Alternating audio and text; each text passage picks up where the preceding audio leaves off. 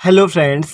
तो आज हम बात करने वाले क्लास 12th मैथ्स आव्यूह के बारे में, मैट्रिक्स। ठीक है, बात करें तो भैया ये चैप्टर हमारा 13 नंबर का एग्जाम में आता है। ठीक है, पेपर में हमारा 13 नंबर का आव्यूह चैप्टर से क्वेश्चन आते हैं। ठीक है, तो भाई ये चैप्टर इंपॉर्टेंट हो जाता है क्योंकि हमें 13 नंबर इस चैप्टर से मिल रहे हैं। ठीक है, तो आज हम आव्यूह के बारे में जानेंगे कि आपके आव्यूह कितने प्रकार के होते हैं, आव्यूह होता क्या है, इसमें पंक्ति की संख्या, आव्यूह की कोटि, आव्यूह में अवयवों की संख्या हम लोग कैसे निकाल सकते हैं। ठीक है, तो भाई बहुत ही इंपॉर्टेंट वीडियो होने वाला है क्योंकि आपका ये चैप्टर है बहुत ही ज़्यादा इंपॉर्टेंट। ठीक है, 13 नंबर का है तो हल्के में ना लेना इसको। ठीक है, तो भाई प्लीज़ वीडियो को लास्ट से देखना क्योंकि वीडियो बहुत इंपॉर्टेंट है। ठीक है, तो देखो बात करें हम लोग आव्यूह होता क्या है, पहले आव्यूह की बात करते हैं, मैट्रिक्स होता क्या है।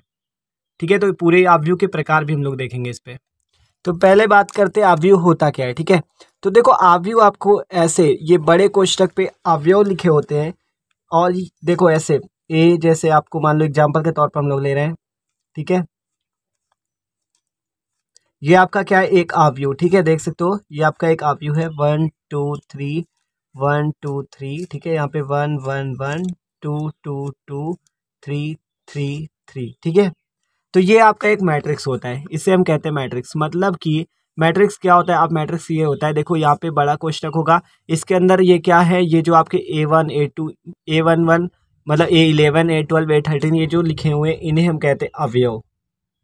इन्हें क्या कहते हैं भैया, अवयव कहते हैं। ठीक है, अवयव में ये जो आप देख सकते हो ये क्या होते हैं, आपके अवयव हैं। ये क्या है, अवयव हैं।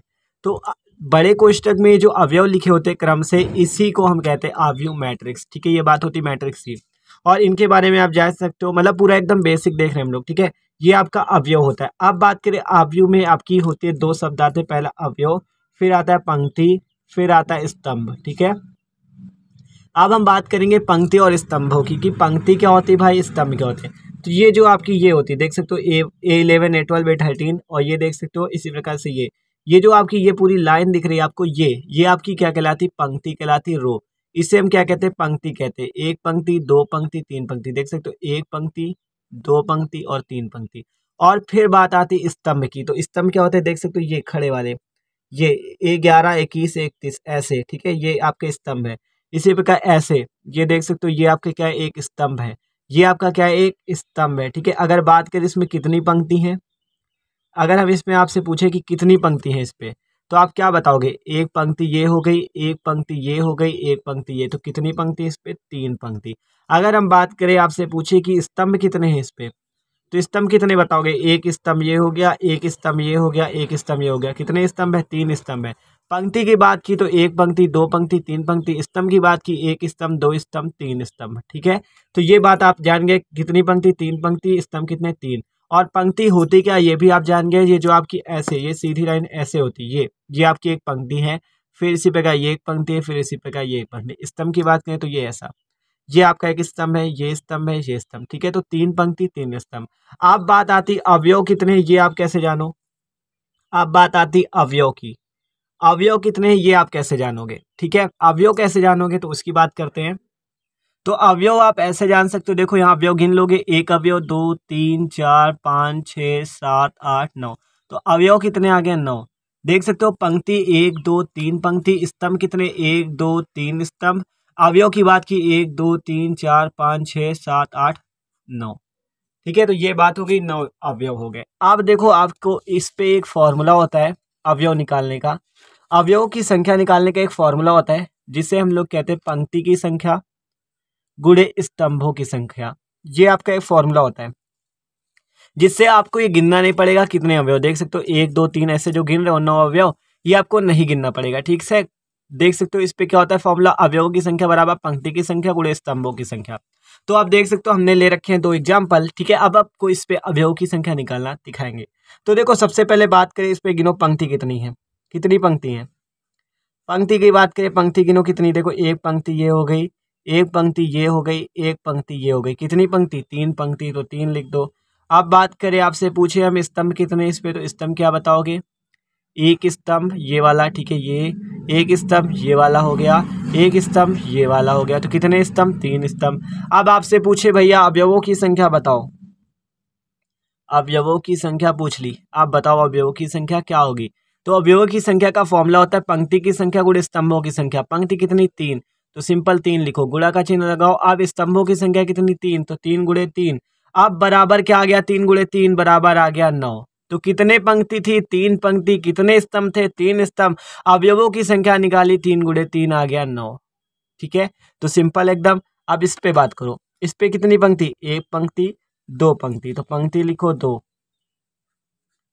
पंक्ति लिख दी 2। अब स्तंभ की बात करें आपसे, कॉलम कहते हैं इसे, इंग्लिश पे कॉलम कहते हैं। ठीक है, ये भी जान लो, कॉलम कहते हैं इसे, इंग्लिश में कहते हैं रो। ठीक है, तो रो कितनी है, 2 रो है। और कॉलम की बात करें, 1 कॉलम, 2 कॉलम, 3 कॉलम। कितने कॉलम, 3 लिख लो सीधा सीधा। अब अवयव बताओ कितने। अवयव के लिए क्या करना पड़ेगा, पंक्ति गुणे स्तंभ। पंक्ति कितनी है 2, गुणे स्तंभ कितने हैं 3, तो 2 गुणे 3 बराबर कितने अवयव, 6। गिन लो, 1 2 3 4 5 6। कितने अवयव भैया, 6।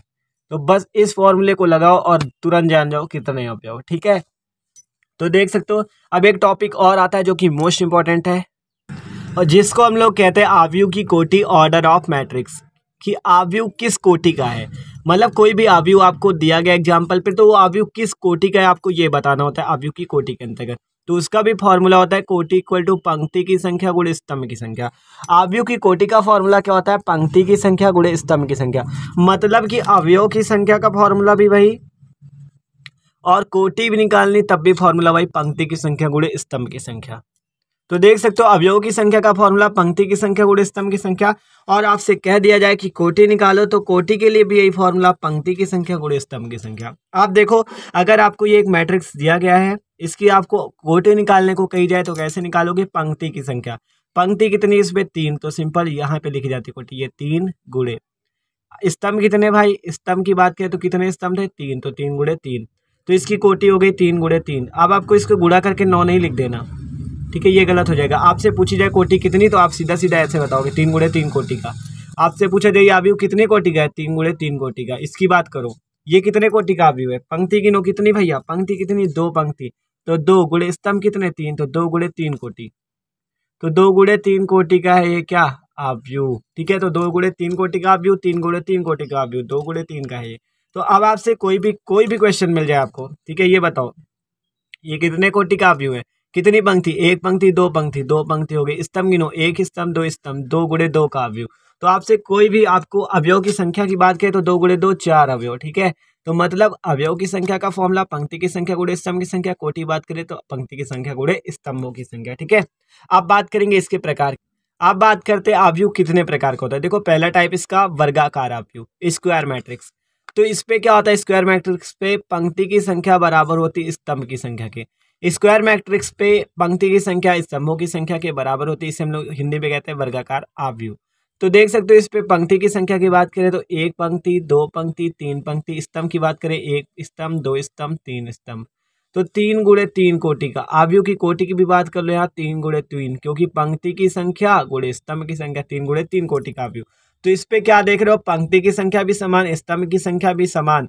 तो ये कैसा अवयव, वर्गाकार अवयव, स्क्वायर मैट्रिक्स कहलाता है। ठीक है, तो ये सिंपल सी बात है भाई, एकदम आसान है इसके प्रकार। ठीक है, अब बात करें आयताकार अवयव, रेक्टेंगुलर मैट्रिक्स की। तो इस पर ना पंक्ति की संख्या समान होती है और ना ही स्तंभों की संख्या, मतलब पंक्ति की संख्या स्तंभ की संख्या के बराबर नहीं होती। ठीक है, मतलब पंक्ति अलग होगी स्तंभ अलग। इस पे पंक्ति गिनो, कितनी पंक्ति, 1 पंक्ति, 2 पंक्ति, 2 गुणे स्तंभ कितने, 1 स्तंभ, 2 स्तंभ, 3 स्तंभ, तो 2 गुणे 3। तो 2 गुणे 3 का अवयव है। देख सकते हो, इस पे क्या था, 3 गुणे 3 था। अगर 2 गुणे 2 का ये होता तो ये कैसा अवयव होता, ये आपका होता वर्गाकार अवयव। लेकिन ये क्या है, अलग अलग है, 2 और 2 अलग है। ठीक है, तो इस पे क्या है, 2 गुणे 3 का, मतलब पंक्ति की संख्या स्तंभ की संख्या के बराबर न हो तो वो अवयव आयताकार अवयव कहलाता है। ठीक है, ये बात होती है। अगला अवयव देखो, पंक्ति अवयव रो मैट्रिक्स। ये क्या होता है, इस पे केवल एक पंक्ति होती है। आपसे पूछा जाए पंक्ति अवयव क्या परिभाषा, क्या लिखोगे, ऐसा अवयव जिसपे केवल एक पंक्ति हो। देख सकते हो, इस पे कितनी पंक्ति, केवल एक पंक्ति। तो ये कैसा अवयव, पंक्ति अवयव, रो मैट्रिक्स। अब बात करें स्तंभ अवयव, कॉलम मैट्रिक्स की।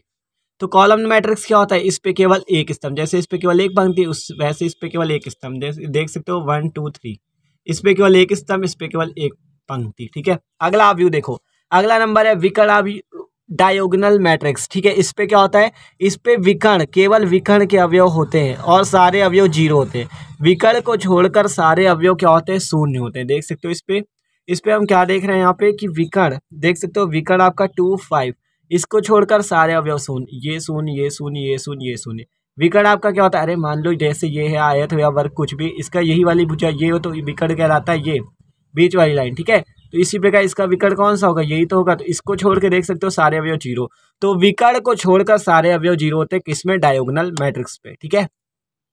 अगला टाइप देखो अदिश आव्यूह स्केलर मैट्रिक्स। इस पे क्या होता है, इस पे आपके विकर्ण के अवयव जो होते हैं समान होते हैं। ये एक प्रकार का आपका कैसा आव्यूह है, ये आपका विकर्ण आव्यूह है। देखो विकर्ण में क्या था, विकर्ण को छोड़कर सारे अवयव जीरो, विकर्ण को छोड़कर सारे अवयव जीरो, ऐसे थे ना, जैसे ऐसे 2 3 4 0 0 0 0 0, ऐसे ये बीच में जीरो, ठीक है। ये तो विकर्ण को छोड़कर सारे अवयव जीरो थे। लेकिन इस पे क्या होता है, विकर्ण को छोड़कर सारे अवयव तो जीरो होते हैं, लेकिन विकर्ण के अवयव क्या होते हैं, समान होते हैं। जैसे इस पे क्या था, इस पे अलग अलग थे 2 3 4, इस पे क्या सारे समान होंगे, जैसे के इस पे देख सकते हो 2 2, और अलग भी देख सकते हो, जैसे यहाँ पे 3 हो जाए 0, ओ सॉरी 3 0 0, मतलब विकर्ण के अवयव तो होंगे, मतलब सारे अवयव जीरो होने चाहिए विकर्ण को छोड़कर, और विकर्ण के अवयव क्या हो, समान हो, तो वो कैसा आव्यूह, अदिश आव्यूह। अब बात करें तत्समक आव्यूह की, तो तत्समक आव्यूह क्या होता है, इस पे विकर्ण के सारे अवयव एक होते हैं और सारे अवयव शून्य। देखो विकर्ण को छोड़कर सारे अवयव क्या होते हैं, शून्य होते हैं, और विकर्ण के अवयव में क्या लिखा हो, एक एक एक। जैसे देख सकते हो इस पे तो समान की बात है, इस पे क्या होना चाहिए, केवल एक, देख सकते हो केवल एक ही होना चाहिए, एक के अलावा कोई अवयव नहीं होना चाहिए, देख सकते हो। इस पे आप 2 नहीं लिख सकते, अगर 2 लिख दोगे तो वो विकर्ण आव्यूह हो जाएगा, लेकिन तत्समक आव्यूह नहीं होगा। यहाँ पे केवल एक होना चाहिए, ठीक है। अब बात करते हैं शून्य आव्यूह जीरो मैट्रिक्स की। तो जीरो मैट्रिक्स क्या होता है, जिसपे सारे अवयव क्या हो, जीरो हो, ठीक है, नाम से पता चलता है।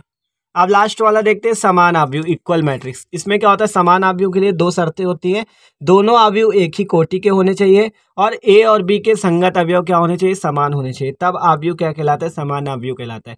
तो बात करें इसकी कोटि कितनी है, तो एक पंक्ति, पंक्ति गुणे स्तंभ, पंक्ति गुणे स्तंभ, कितनी पंक्ति, दो पंक्ति, और स्तंभ कितने, दो। इस पे बात करें कितनी पंक्ति, एक एक, दो पंक्ति, स्तंभ कितने, दो, तो 2 गुणे 2, ठीक है। अब बात करें ये भी 2 गुणे 2 का आव्यूह, ये भी 2 गुणे 2 का आव्यूह। तो पहली शर्त पूरी होगी, दोनों अवयव एक ही कोटि के हों, दोनों एक ही कोटि के। आप क्या करें, इनके संगत अवयव समान, मतलब ये अवयव इसके समान होना चाहिए, ये अवयव इसके समान होना चाहिए, ये अवयव इसके समान होना चाहिए, ये अवयव इसके समान होना चाहिए। तो वो क्या कहलाएगा भैया, इक्वल मैट्रिक्स ही तो कहलाएगा। तो देख सकते हो ये दोनों इक्वल, लेकिन शर्त क्या हो, दोनों अवयव एक कोटि के हों और ए और बी के संगत अवयव समान हो, तो वो कैसा मैट्रिक्स, समान अवयव कहलाता है, ठीक है। तो भाई ये बात थी आव्यूह की, जो कि 13 नंबर के एग्जाम में पूछा जाता है, ठीक है। तो वीडियो अच्छा लगा हो तो प्लीज लाइक भी कर देना, ठीक है। Okay, thanks for watching this video.